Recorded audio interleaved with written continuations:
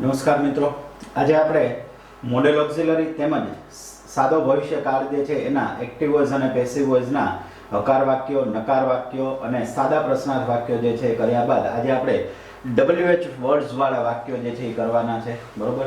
હવે આપણે એમાં વાત કરીએ તો એની રચના. બરોબર. તો એની રચના જોઈએ તો રચનામાં કંઈ જ નથી. સૌથી પહેલા તો સાદી રચના લખી નાખવાની. હવે આપણને બધાને ખ્યાલ છે કે એક્ટિવ વોઇસ જે છે એની સાદી રચના શું છે તો કે S V O.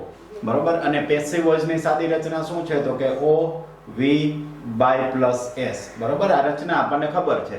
હવે આપણે સાદું પ્રશ્નાર્થ કરવું હોય તો આપણે શું કરીએ છીએ? વર્બમાં કેટલા શબ્દો આવેલા હોય છે તો કે વર્બમાં આવેલા હોય છે બે શબ્દો. કયા કયા તો કે એક આવેલું હોય છે હેલ્પિંગ વર્બ અને બીજું મેઇન વર્બ. તો આપણે શું કરીએ છીએ તો કે આ હેલ્પિંગ વર્બ જે છે એને આગળ લઈ લઈએ છીએ. એટલે અહીંયા આપણે લખી નાખીએ છીએ HV. બરોબર.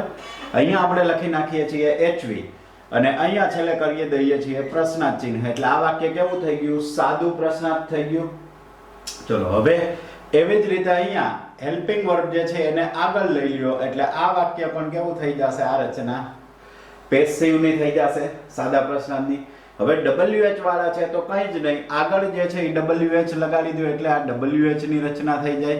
અહીંયા આગળ WH લગાડી દો એટલે WH ની રચના થઈ જાય. લ્યો, વાત થઈ ગઈ પૂરી. બીજી એક ખાસ વસ્તુ કે જ્યારે આપણે WH ની વાત કરતા હોઈએ તો જે WH વર્ડ્સ એક્ટિવમાં આપેલો એ પેસિવમાં બદલાશે તો કે નહીં બદલાય. માત્ર બે જેવા વર્ડ છે કે જે બદલાશે. એક છે who અને બીજો છે whom. અને બંને એકબીજાની જગ્યાએ બદલાવી નાખવાના. who નું whom કરવાનું, whom નું who કરવાનું. પણ who નું whom કરીએ તો આગળ by લગાડવું પડે એટલે by whom. આપણે જોયું હતું નાના પછી whom વાળા વાક્ય આવે એમાં પણ આપણે જોશું. તો હવે આપણે વાત કરીએ તો સૌથી પહેલા WH વર્ડ્સ કે એમાં ફરશે નહીં. કદાચ ને કોઈમાં how many, how much, which કે whose આપેલા હોય તો એના પછી ઓબ્જેક્ટ જે છે એ આવે છે. તો હવે આપણે વાક્ય કરીએ. બરોબર. તો વર્બ તરીકે અહીંયા આ કયો કાળ છે તો કે મોડેલ ઓક્સિલરી છે. એટલે હેલ્પિંગ વર્બ તરીકે તો કે shall, should, will, would. Shall, will આવે તો એ ભવિષ્યકાળનું હશે. બાકી બધા આવે તો મોડેલ ઓક્સિલરી ના હશે. અને વર્બ તરીકે અહીંયા કેવું રૂપ આવશે તો કે વર્બ તરીકે અહીંયા રૂપ આવશે V1. બરોબર. જ્યારે અહીંયા વર્બ તરીકે કયો શબ્દ લખવાનો છે તો કે be અને બીજું શું આવશે? V3. બરોબર. કારણ કે આપણે જ્યારે એક્ટિવ નું પેસિવ કરીએ છીએ એક્ટિવ ત્યારે MA પ્લસ V1 એટલે હેલ્પિંગ વર્બ તરીકે MA અને V1. અને અહીંયા તો કે હેલ્પિંગ વર્બ તરીકે MA. અહીંયા હું લખી નાખું હેલ્પિંગ વર્બ તરીકે શું આવશે તો કે મોડેલ ઓક્સિલરી. અહીંયા શું આવી જશે? Model auxiliary. બરોબર. હવે કઈ નથી. એક્ઝામ્પલ આપણે જોઈએ તો સૌથી પહેલા વેલું આપણને આપવામાં આવેલું છે why will you eat panipuri. બરોબર. તો સૌથી પહેલા આપણે શું કરવાનું છે તો કે ક્રિયાપદ શોધી લ્યો. વાક્યનું ક્રિયાપદ કયું છે તો કે એક તો પહેલા will, એકલો ડાયરેક્ટ eat નહીં કરી દેવાનું. હેલ્પિંગ વર્બ એ ભેગું જ શોધવાનું. will અને બીજું છે eat. will helping verb, eat main verb. eat એટલે ખાવું. ચલો હવે આપણો નોર્મલ નિયમ જે છે એ શું નિયમ? કર્તા શોધો, કર્મ શોધો. આખી રચના જોવો એક્ટિવ છે કે પેસિવ. કર્તા શોધો. eat એટલે ખાવું. કોણ ખાય છે તો કે તમે ખાવ છો એટલે આ થઈ ગયું સબ્જેક્ટ. શું ખાય છે તો કે પાણીપુરી ખાય છે તો આ થઈ ગયું ઓબ્જેક્ટ. બરોબર. ત્યારબાદ આ થઈ ગયું WH વર્ડ્સ. શું રચના આવી? WH HV SVO. WH HV SVO એનો મતલબ વાક્ય જે છે એ કેવું થઈ ગયું? Active voice. અહીંયા લખેલું છે એક્ટિવ વોઇસ. કરવાનું શું છે એનું? પેસિવ.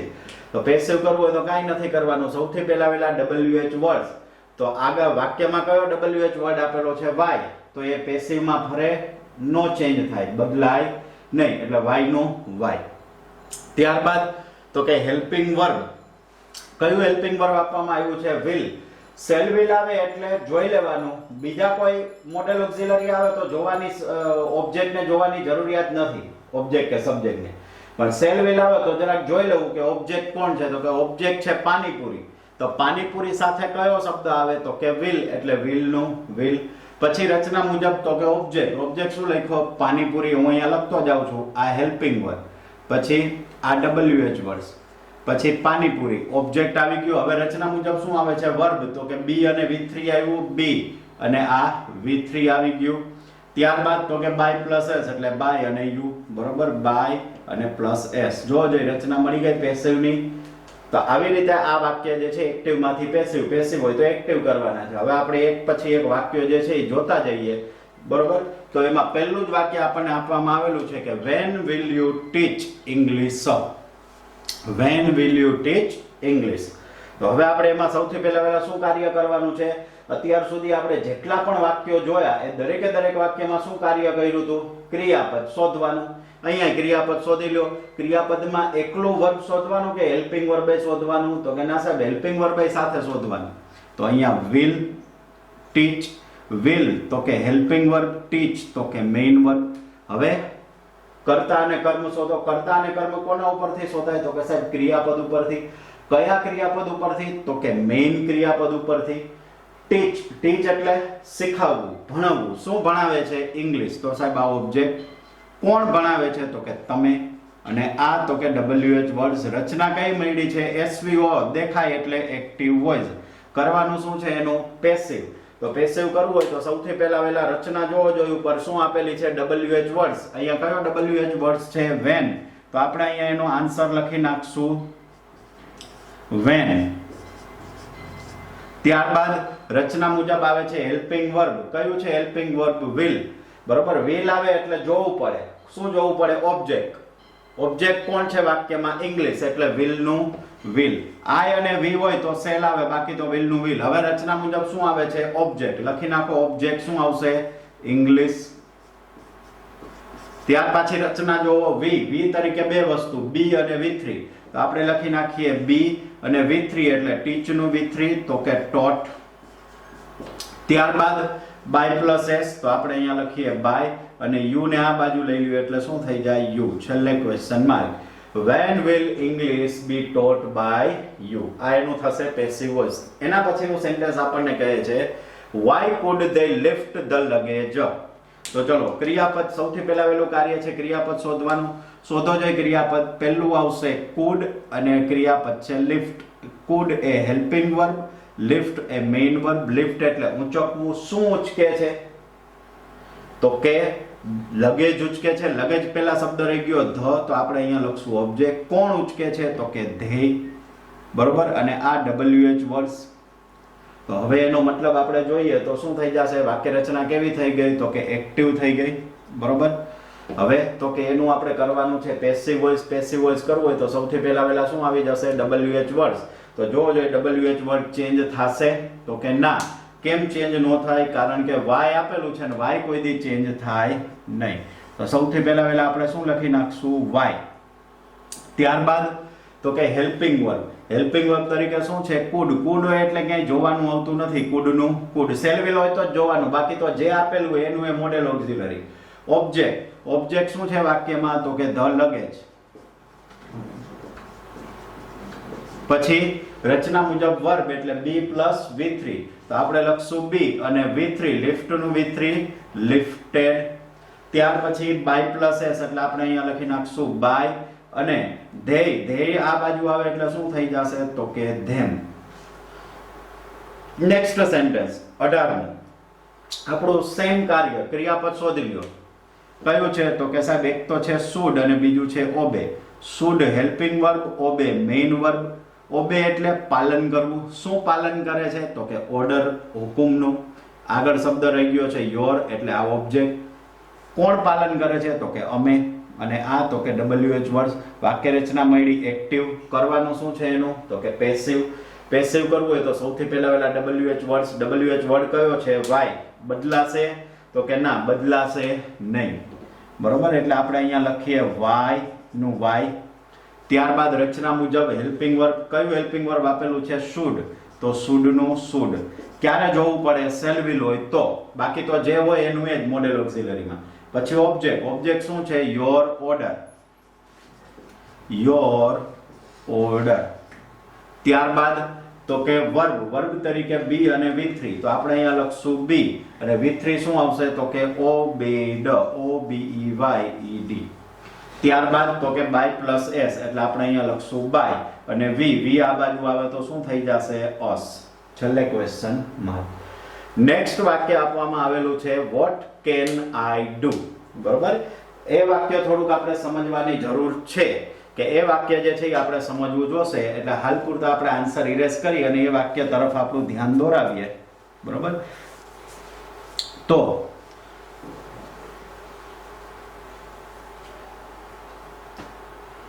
સૌથી પહેલા ક્રિયાપદ ઓળખી લ્યો. કયું છે ક્રિયાપદ? તો કે એક છે કેન અને બીજું છે do. Can helping verb, do main verb. Do એટલે કાર્ય કરવું. કોણ કાર્ય કરે છે? તો કે હું કરું છું. એટલે આ થઈ ગયું સબ્જેક્ટ. શું કાર્ય કરે છે? હવે શું એને આપણે અંગ્રેજીમાં શું કહીએ છીએ? આ શું એને અંગ્રેજીમાં શું કહીએ છીએ? વોટ. તો એના વડે જ પ્રશ્ન પૂછ્યો છે ને. જો વોટ થી જ પ્રશ્નની શરૂઆત થાય છે. બરોબર? તો એનો મતલબ કે આપણે કર્મ જોઈએ છીએ પણ વાક્યમાં કર્મ મળશે નહીં. કેમ? કારણ કે એના વડે તો પ્રશ્ન પૂછ્યો છે. જો અહીંયા પ્રશ્ન, અહીંયા આપણને કર્મ મળ્યો આગળના વાક્યમાં. કેમ? કારણ કે એના વડે પ્રશ્ન નતો. કર્મ કેવી રીતે મળે છે? શું અથવા કોને વડે પ્રશ્ન પૂછવાથી. તો આપણે અહીંયા જોયો શું પાલન કરે છે? તો કે ઓર્ડર. શું ઉચકે છે? તો કે લગેજ. કારણ કે પ્રશ્ન વોટ થી નથી પૂછ્યો. અહીંયા તો પ્રશ્ન જ વોટ થી પૂછેલો છે. એટલે કર્મ શોધવા હાટુ જ પ્રશ્ન પૂછ્યો છે. બરોબર? તો હવે આ વાક્ય જે છે એ કઈ રીતે કરવાનું? તો પહેલા એ જોઈ લ્યો કે વાક્ય એક્ટિવ છે કે પેસિવ. તો કઈ રીતે ખબર પડે? તો કે SV ઓબ્જેક્ટની વાક્યમાં ગેરહાજરી હશે. કેમ? કારણ કે પ્રશ્ન વોટ થી પૂછેલો છે. તમે પ્રશ્ન કોનેથી પૂછો. બરોબર? અને આગળ whom આપેલું હોય. કારણ કે કોને ને અંગ્રેજીમાં whom કહીએ છીએ. તો એનો મતલબ કે વાક્યમાં ઓબ્જેક્ટની ગેરહાજરી હોય. તમે પ્રશ્ન કોણથી પૂછો. બરોબર? પ્રશ્નની શરૂઆત who થી થઈ હોય તો એ વાક્યમાં સબ્જેક્ટની ગેરહાજરી હોય. એટલે પછી લખવામાં આવે નહીં. તો હવે આ વાક્યની અંદર WH વર્ડ્સ જે છે વોટ. બરોબર? આ WH વર્ડ્સ વાક્ય રચના મળી આપણને એક્ટિવ. કરવાનું છે એનું પેસિવ. વોટ કરવું એટલે સૌથી પહેલા WH વર્ડ્સ. તો વોટ શબ્દ બદલાય કે નો બદલાય? નો બદલાય. ખાલી who હોય તો જ બદલાય. who નું whom, who નું by whom અને whom નું who. આ શબ્દ હોય તો જ બદલાય. એટલે હવે આપણે સૌથી પહેલા તો હું લખી નાખું વોટ નું વોટ. હવે જોજો ધ્યાન રાખજો રચનામાં. Helping verb. કયું હેલ્પિંગ વર્બ આપવામાં આવેલું છે? કેન. કેન એ બદલાશે ને એટલે કેન નું કેન. હવે આગળ આવો રચના મુજબ ઓબ્જેક્ટ. પણ આ વાક્યમાં તો ઓબ્જેક્ટ છે જ નહીં. કારણ કે સાહેબ એના વડે તો પ્રશ્ન પૂછ્યો છે વોટ થી. તો કોઈ વાંધો નહીં. નો હોય તો આગળ વધો. વર્બ બી અને V3. પણ અહીંયા ચોઈટું નહીં રહેવાનું, આગળ વધતું જવાનું. લખી નાખો બી V3. ડુ નું V3 શું થઈ જાય છે? ડન. ત્યાર પછી બાય પ્લસ એસ. તો કે બાય અને આ બાજુ આવી જાય એટલે શું થઈ જશે? Me. What can be done by me. જો આ થઈ ગયો એનો આન્સર. ભલે ઓબ્જેક્ટ નથી તો ઓબ્જેક્ટ કાઢી નાખ્યો. બાકી તો આગળ આખું વાક્ય છે. ચલો નેક્સ્ટ. હવે આપણે જોઈએ સેન્ટેન્સ નંબર 20. શું કહે છે આપણને? when should they accept the invitation? when should they accept the invitation? તો કેવી રીતે થશે? સૌથી પહેલા ક્રિયાપદ શોધી લ્યો. તો શું થઈ જશે? should અને accept. should હેલ્પિંગ વર્બ છે, accept મેઇન વર્બ છે. accept એટલે સ્વીકારવું. શું સ્વીકારે છે? ઇન્વિટેશન. ઓબ્જેક્ટ કોણ સ્વીકારે છે? ધ્યેય. અને આ WH વર્ડ્સ. વાક્ય રચના મળી છે એક્ટિવ. કરવાનું શું છે એનું? પેસિવ. તો પેસિવ કરવું હોય તો સૌથી પહેલા શું આવી જશે? તો કે સૌથી પહેલા WH વર્ડ્સ એટલે when નું when. કે બદલાશે? તો કે ના, નો બદલાય. when નું when. હવે હેલ્પિંગ વર્બ. હેલ્પિંગ વર્બ કયું છે? તો કે should. તો આપણે લખશું should નું should. શેલ વિલ હોય તો જોવું પડે. ઓબ્જેક્ટ. ઓબ્જેક્ટ શું છે? તો કે the invitation. the invitation. ત્યારબાદ તો કે વર્બ બી અને V3. તો આપણે અહીંયા લખશું બી અને V3 એટલે accept નું V3 શું થઈ જશે? accepted. ત્યાર પછી by પ્લસ s એટલે by અને s એટલે શું થઈ જશે? ધ્યેય. ધ્યેયનું આ બાજુ આવે એટલે શું થઈ જશે? ધ્યેમ. એટલે કે when should the invitation be accepted by them? તો આ જે વાક્યો જોયા આપણે, આ WH પ્રશ્નાર્થ વાક્યો જે છે એ જોયા. આ બધા વાક્યો જે છે એ આપણે તમે ઘરે તમારે રેડી રેકનર અતુલ પ્રકાશનની હોય તો એમાંથી પ્રેક્ટિસ કરી શકો છો.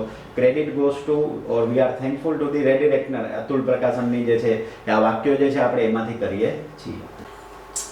નમસ્કાર મિત્રો, આજે આપણે લઈને આવ્યા છીએ સેમ સાદા ભવિષ્યકાળ અને મોડેલ ઓક્ઝિલરીઝના એક્ટિવમાંથી પેસિવના વાક્યો. પણ એનો પ્રકાર જે છે એ કયો આવે છે? તો કે WH વર્ડ્સ. પ્રશ્નાર્થ વાક્યોમાં WH વર્ડ્સ પણ who વાળા વાક્યો. કયા વાક્યો આવશે? who વાળા વાક્યો. તો સૌથી પહેલા તો આપણે એનો નિયમ જે છે એ જાણી લઈએ કે કોઈ પણ વાક્યમાં એક્ટિવ વોઇસમાં who આપેલું હોય તો એનું પેસિવ વોઇસ જે છે એ શું થઈ જશે તો કે by whom, બરોબર. અને એક્ટિવ વોઇસમાં whom આપેલું હોય તો એનું પેસિવ શું થઈ જશે who, પણ by who નહીં થાય. કેમ? કારણ કે આપણે ખબર છે કે જ્યારે who થી પ્રશ્ન પૂછો છો એટલે વાક્યમાં કર્તાની શું હોય ગેરહાજરી હોય. તો ગેરહાજરી હોય તો તમે રચનામાં છેલ્લે by plus s કેવી રીતે લખો? કારણ કે સબ્જેક્ટ તો છે જ નહીં એટલે s ન હોય તો s નીકળી જાય. આપણે આગળ એક વાક્ય વોટ વાળું જોયું હતું, બરોબર, ઓલા પ્રશ્નાર્થમાં wh વાળામાં, તો ઓબ્જેક્ટ નતો કાઢી નાખ્યો, તો આ વાક્યમાં સબ્જેક્ટ નતો કાઢી નાખ્યો, વધે બાય.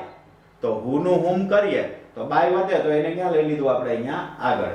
જોઈએ હવે આ વાક્ય, તો એક્ઝામ્પલ જોઈએ તો શું કહે છે આપણને, who will read this book. આપણું જૂનું પુરાણું કાર્ય શું? ક્રિયાપદ શોધવાનું. કયા કયા? હેલ્પિંગ વર્બ ને main verb. will read, helping verb, main verb. read એટલે વાંચવું. શું વાંચે છે? this book, object. કોણ વાંચે છે તો કે સાહેબ એના વડે તો પ્રશ્ન પૂછ્યો છે, એટલે આ થઈ ગયો સીધો wh વર્ડ્સ. વાક્ય રચના કેવી મળી તો કે સાહેબ એક્ટિવ. કેવી રીતે ખબર પડે?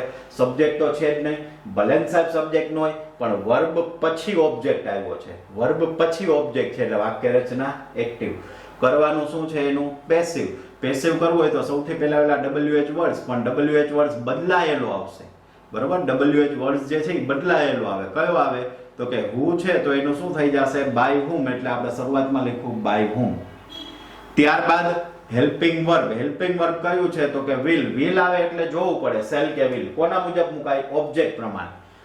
ઓબ્જેક્ટ શું છે વાક્યમાં તો કે book, એટલે શું આવી જશે તો કે will. પછી રચના મુજબ ઓબ્જેક્ટ એટલે this book. પછી વર્બ તો કે be અને with, તો કે be અને read. પછી છેલ્લે by plus s તો કે આવશે નહીં, by આગળ વહી ગયું છે, સબ્જેક્ટ તો છે નહીં, એટલે સીધો ક્વેશ્ચન માર્ક. જોઈએ વાક્ય, who will visit Abu.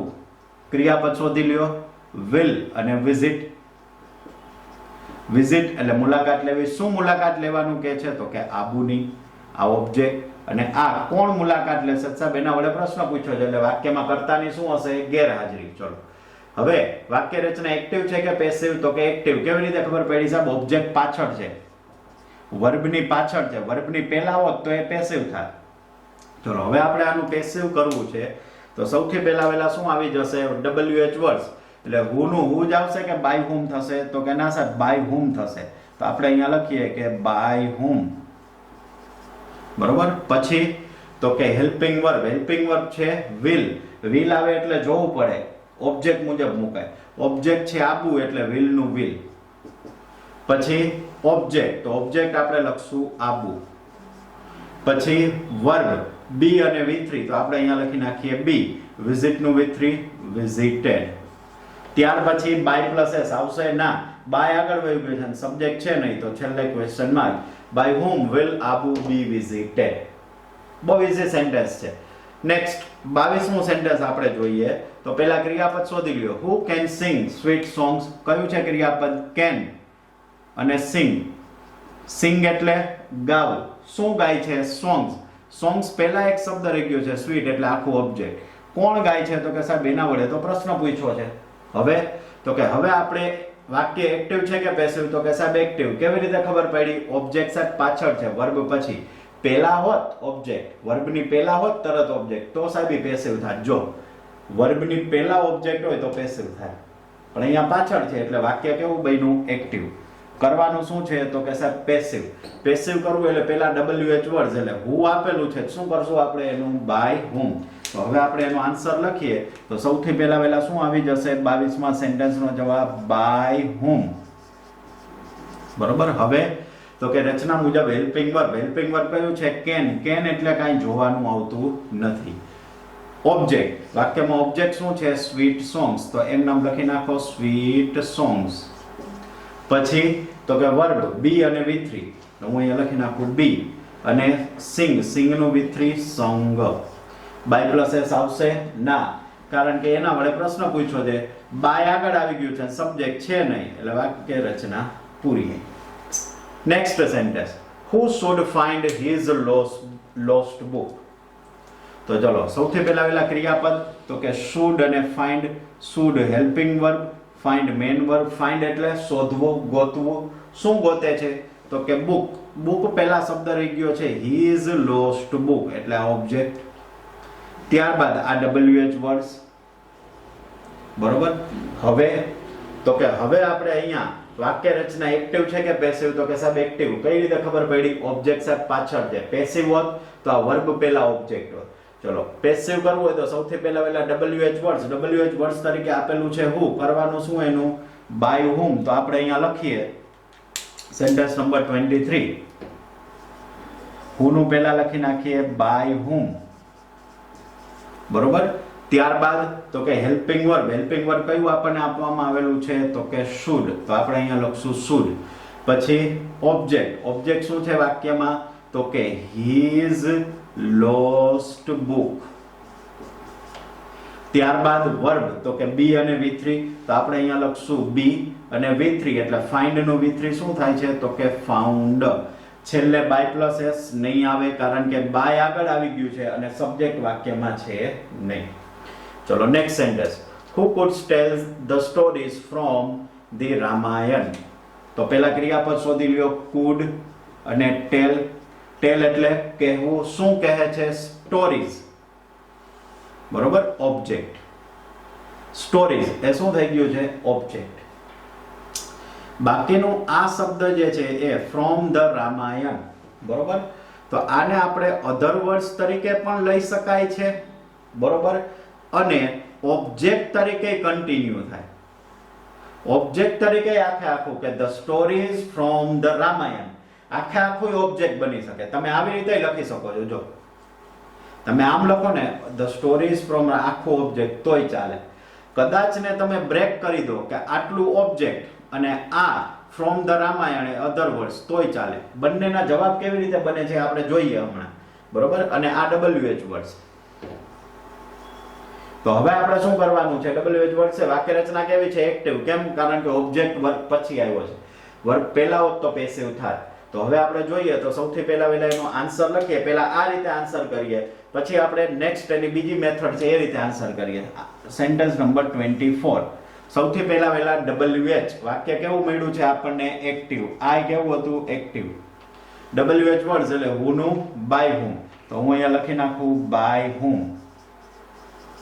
બરોબર. હવે તો કે હેલ્પિંગ વર્બ. હેલ્પિંગ વર્બ શું છે તો કે could. could માં કાંઈ જોવાનું આવતું નથી. પછી તો કે ઓબ્જેક્ટ. ઓબ્જેક્ટ આપણે અત્યારે હાલ પૂરતો આટલો જ લીધો છે ધ સ્ટોરીઝ. તો હું અહીંયા લખી નાખું છું ધ સ્ટોરીઝ.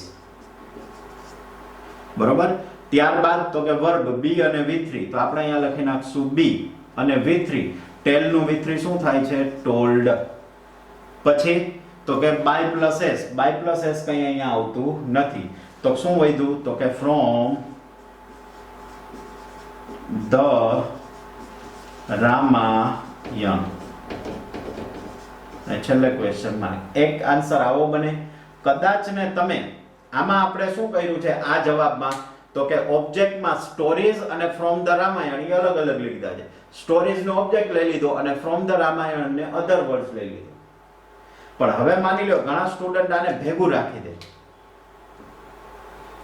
તો કેવી રીતે આન્સર થાય?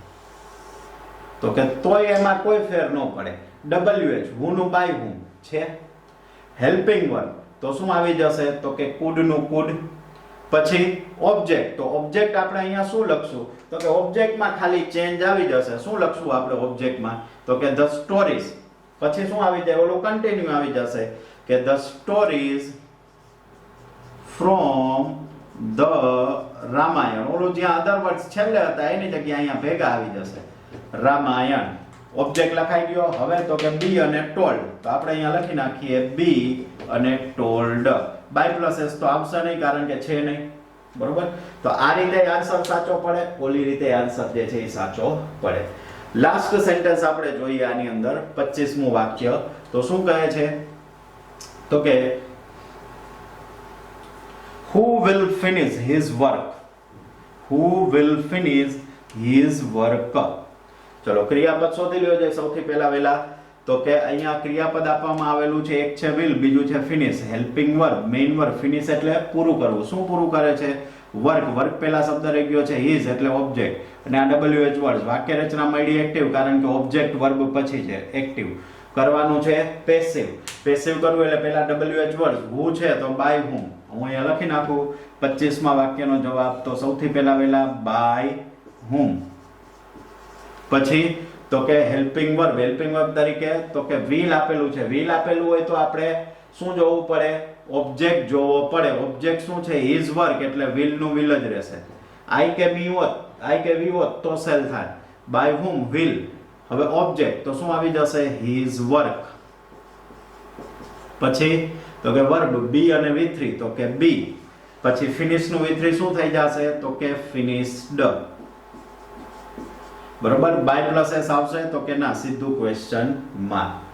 તો એનો મતલબ કે અહીંયા આપણે મોડેલ ઓક્સિલરીઝ અને સાદા ભવિષ્યકાળના જે who વાળા વાક્યો છે એ પણ કમ્પ્લીટ કર્યા. સામાન્ય રીતે આપણે દરેકે દરેક પેટર્ન જે આવે છે, 3 કાળના આપણે એક્ટિવ વોઇસ અને પેસિવ વોઇસ અત્યારે કમ્પ્લીટ કર્યા. સાદો વર્તમાન, સાદો ભૂતકાળ, સાદો ભવિષ્ય. અને આની અંદર આપણે પ્રકારો કેટલા જોયા? સાદા વાક્ય એમાં હકાર અને નકાર. પ્રશ્નાર્થ વાક્ય એમાં સાદું પ્રશ્નાર્થ જેમાં હેલ્પિંગ વર્બ એકલું જ આગળ હોય, do, does, did, shall, will એવા.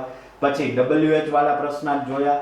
પછી who વાળા પ્રશ્નાર્થ જે છે એ આપણે જોયા. એનો મતલબ કે અહીંયા સુધી આપણે આખું કમ્પ્લીટ કર્યું છે. અત્યાર સુધી આપણે જેટલા પણ વાક્યો કર્યા છે એ બધા આપણે રેડી રેક્ટરમાંથી કર્યા છે. એટલે તમારી પાસે હોય તો તમે રેફરન્સ લઈ શકો છો. અને આ જે વાક્યો છે એની પણ ક્રેડિટ જે છે રેડી રેક્ટર બાય અતુલ પ્રકાશન. વી આર થેન્કફુલ ટુ ધેમ.